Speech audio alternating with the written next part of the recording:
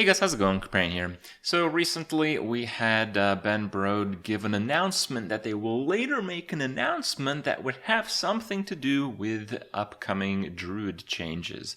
And basically, I will act as your Blizzard translator for the evening. This means Druid is going to get absolutely obliterated. It's going to get heavy-handed nerfs. That is the only thing that Blizzard has done in the history of Hearthstone. The only cards that have only been nerfed by +1 mana have been 1-drops and 2-drops, which obviously that kind of ruins most of them. So what I want to talk about today, I don't normally like to talk about this stuff because just going off into space and talking about how, Blizzard could change this so it'd be really good for the game and all that. I want to make a bit of an exception. Gave it some thought.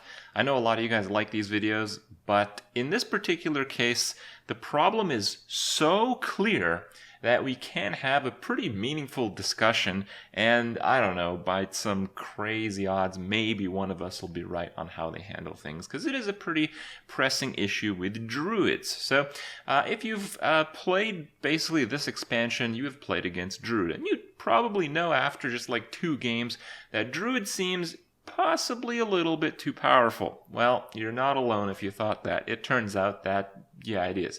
So, we know it's kind of a problem when we go to ladder and 80% of our opponents are Druids. We know it's a problem when we make decks to counter Druid and our win rate against Druid is 53% or some bullshit like that. So, but it gets put into more of a perspective. I think these are from Hearthstone Replay. Some very interesting stats on the most played cards in standard Hearthstone right now.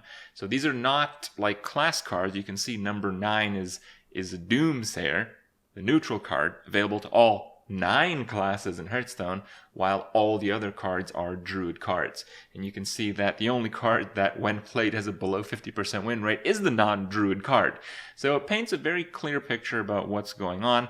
More importantly than that, I think it's very interesting to note the breakdown of cards. So in the past, we had this whole Hall of Fame thing where cards from the classic or base set get moved into wild only status. And that is pretty interesting. They've done that, and when they've done that, the reasoning was these cards are just auto-include in way too many decks, and they're from the classic and base set, so they shape the meta too much when new content is released. So with that statement in mind, let's have a look at these cards. So number 1, that's Jade.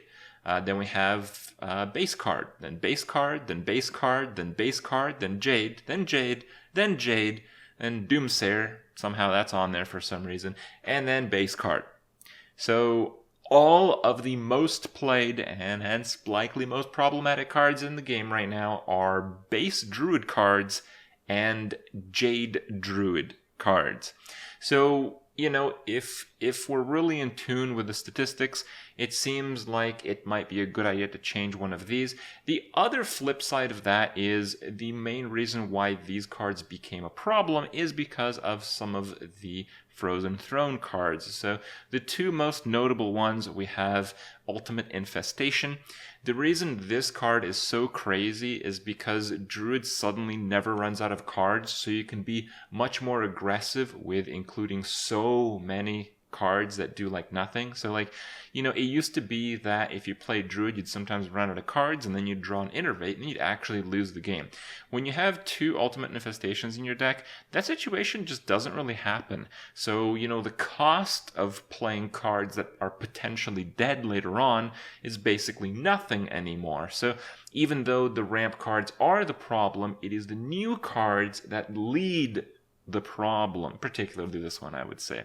And this card is obviously on just way too high of a power level. So even though all the other cards are, directly problematic, I think a lot of that is sourced in this card, and I think there is a decent chance this card will get nerfed. And again, if Blizzard chooses a card to nerf, the card is going to be unplayable garbage. So, this card might go to draw a card. Like, that's kind of what we're talking about right now.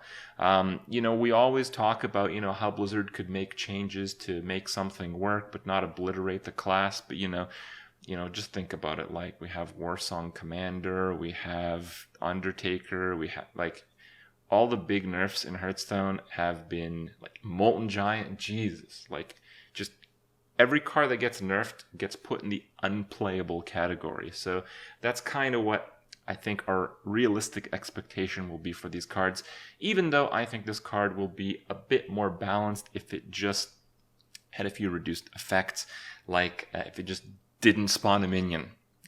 It would just be like the hand filler card, just pretty interesting. You can certainly balance it without killing the card. The other few problematic cards is the Druid Hero card. So the Druid Hero card actually standalone, like if you change this up with another class's hero, I think it's one of the worst ones. Possibly the worst one. It's pretty bad, but so is like Rogue and stuff. Anyway, so the reason this card is ridiculous right now is because when Jade Druids go to a state where they have no cards left in their deck, they're cycling Jade Idols. So buying time is the single most valuable thing to the deck. And if you have the Druid Hero card and you got your Jade Idols going, you basically can't lose the late game. And the Druid Hero card, it doesn't really carry the deck in any other meaningful way, but it's not like a weight. Like, it's pretty good. It's pretty good when you play against aggro deck. It's a little bit more health. It's pretty good just to put up some taunts if you have a bad opener. It's pretty good to deal with some minions, get the poison. It's just pretty good. But when combined with Jade Idols, again, the Jade factor, it gets really crazy. And then we have Spreading Plague. Spreading Plague is probably the most interesting one. So the reason I think it's interesting is the decks that aren't Jade Druid that are being played on ladder right now are very aggressive decks. And the very aggressive decks actually have a positive win rate against Druid. So basically, despite Druid having really unbalanced cards against aggro is still doing okay against Druid, which, even though this card, I agree, is absolutely mental, it seems like nerfing Druid in that direction might not be necessary, because those aggro decks are going to be there anyway. What I think is the most reasonable approach to this situation is to take care of a few Jade cards and a few base Druid cards. Some people talked about, like, moving Innervate to Wild. I don't really like that. I think we can nerf Innervate to where it's just not completely broken in aggro decks. Like, Innervate could cost 4 mana and give you 6 mana. So it's the same effect, but you can't play it on, like, turn 1 and completely destroy your opponent. So something like that. Very, very nice nerfs. And it can be done the same for a few of the other cards, like Swipe could just be a more late game card, so Druid has a little bit more of a weakness on average against aggressive decks. I think that would be totally reasonable. I also think nerfing Jades, I don't know if maybe they should cap at 10. Sometimes that won't matter because Druid right now is a heavy tempo class as well. But if Jade Idol just shuffled Jade Golems, I saw that in like a Reddit thread of suggested, Reddit user-like nerfs, not Blizzard nerfs, that would also be really cool. You wouldn't have the infinite deck situation. So, while Druid, we know we can counter Druid aggro decks, but if we know that we can tech and play a control deck that can also beat a Druid fairly regularly, that would probably put Druid pretty decently in line with the other classes. More importantly, I want to see what you guys have to say. It's going to be the talk of Reddit. It's going to be the talk of YouTube until they actually make the announcement. But the announcement of a change is probably going to happen like 3 weeks later. We're going to have to be patient, so discussion is all we're going to have for now. So let me know what you think. I hope you guys enjoyed my review of the situation, and I'll see you guys tomorrow.